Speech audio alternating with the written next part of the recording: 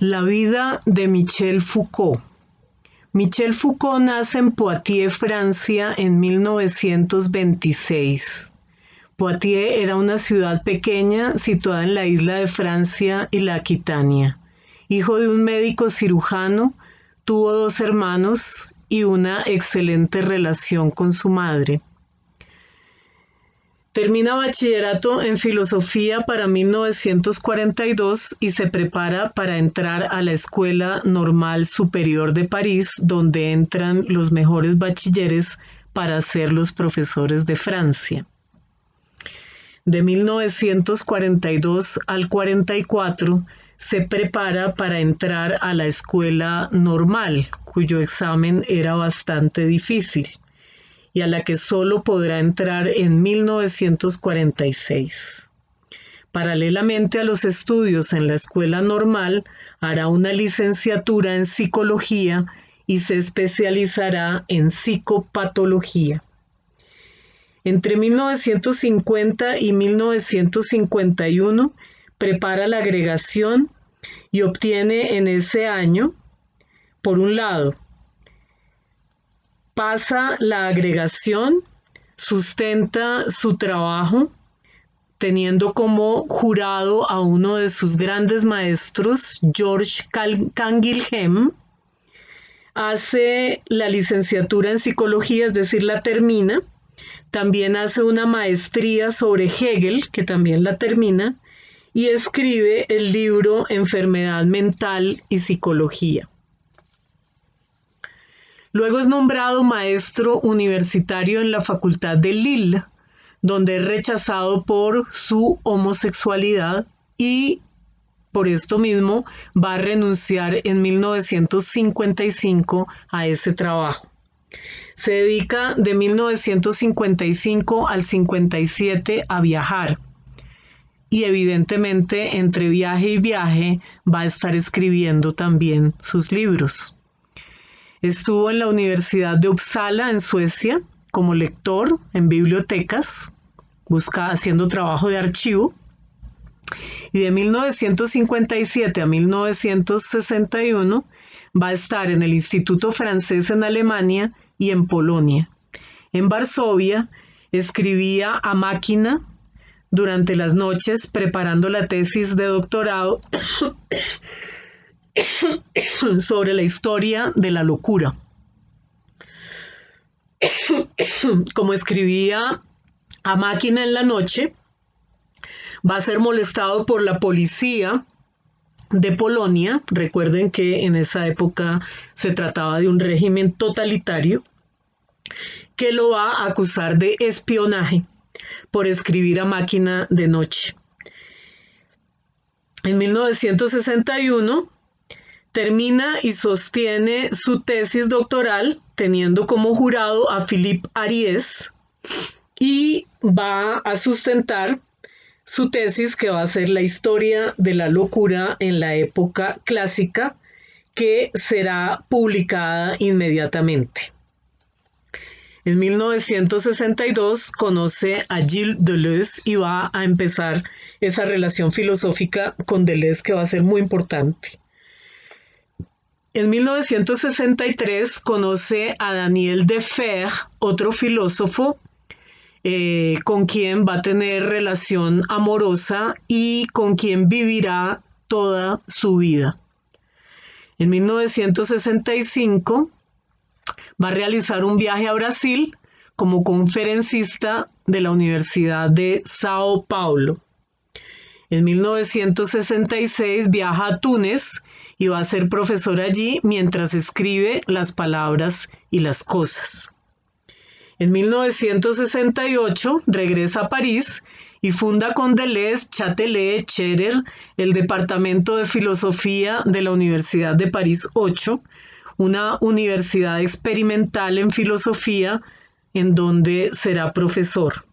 En esa época publica La arqueología del saber y el Theatrum Philosophicum, un homenaje a Gilles Deleuze. En 1970 deja París 8 porque será nombrado profesor del Colegio de Francia. Allí pronuncia como lección inaugural El orden del discurso, un artículo muy importante. Luego emprende el trabajo sobre las prisiones y publica Vigilar y Castigar. En 1973 viajará nuevamente a Brasil, en donde presentará la conferencia La verdad y las formas jurídicas. En 1976 publica el primer tomo de la historia de la sexualidad, llamado La voluntad de saber. A partir de ese momento sigue trabajando en el Colegio de Francia hasta su muerte, que va a darse en 1984. Y de esos cursos que vienen desde el 76 hasta el 84, van a salir muchos libros que posteriormente se publicarán, como La hermenéutica del sujeto, El gobierno de sí y el gobierno de los otros, El nacimiento de la biopolítica, La microfísica del poder, El sujeto y el poder, etc.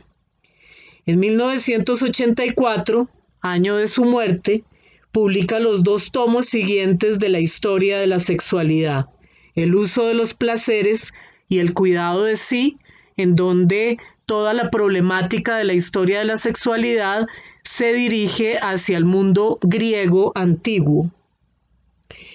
Posteriormente, en el año 2018, Daniel Defer, su amante y amigo, publica el 4º tomo de la historia de la sexualidad, Las confesiones de la carne, que va a ser el último libro publicado de Michel Foucault.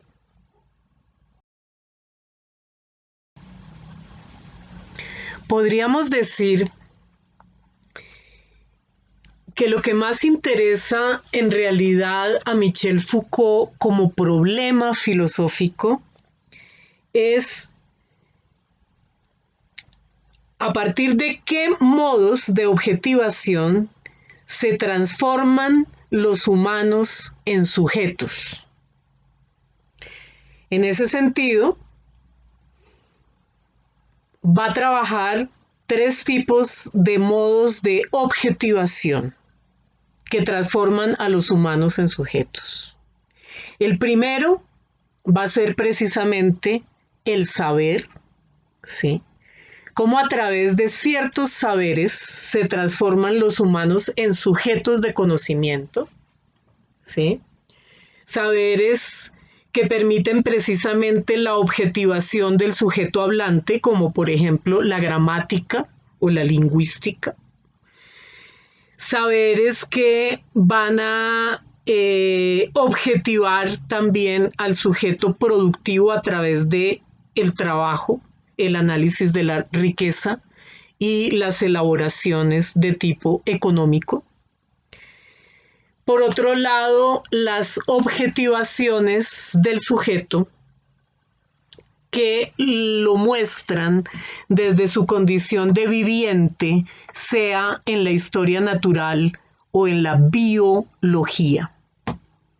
Esa sería una primera línea, que sería la línea del saber. Cómo se objetiviza el sujeto a partir de esa línea del saber. La segunda parte del trabajo de Foucault lo que ha hecho es estudiar la objetivización del sujeto en lo que él va a llamar las prácticas de escisión o de marginamiento. El sujeto aquí está escindido en sí mismo o separado de los otros, y ese proceso lo objetiviza.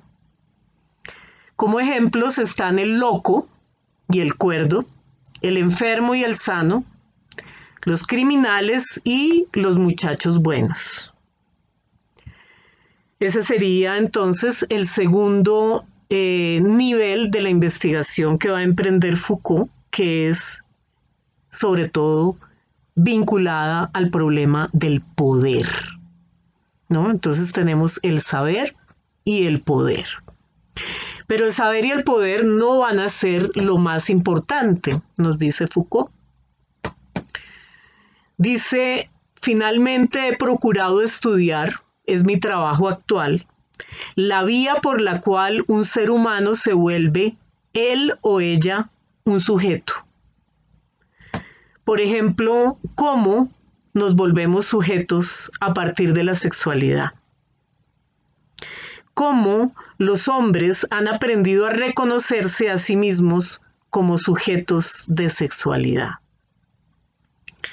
Y es en este sentido que es muy importante tener muy claro que si bien es cierto que el poder y el saber han sido unos de los vectores más importantes que ha trabajado Michel Foucault en su obra, en sus libros, lo que es más importante va a ser precisamente la pregunta por el sujeto, ¿sí? ¿Cómo es que el sujeto va a ser sujetado?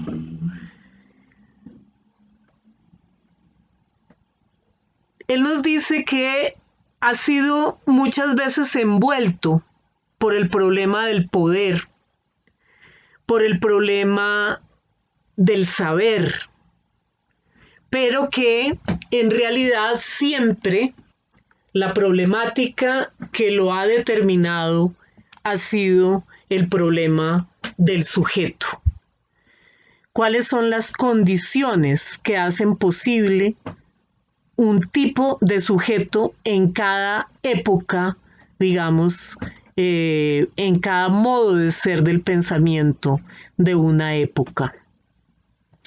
¿Cómo el sujeto, por ejemplo, a través de la sexualidad, ha entrado en esa condición, digamos, de relaciones de poder, de relaciones de saber, y cómo esas relaciones de saber y de poder han sido precisamente relaciones que lo han limitado, que le han dado unos límites, pero también lo que él va a trabajar, sobre todo a partir de la historia de la sexualidad 1, 2 y 3, es cómo también el sujeto va a buscar liberarse, resistirse, inventar posibilidades de salir de la subjetividad impuesta para crear modos de existencia acordes a su deseo o a su búsqueda, más claramente, más que al deseo, cómo crear modos de existencia que se resistan precisamente a esos límites del saber y del poder. Y en ese sentido nos va a hablar de la subjetivación como modos de existencia, de resistencia.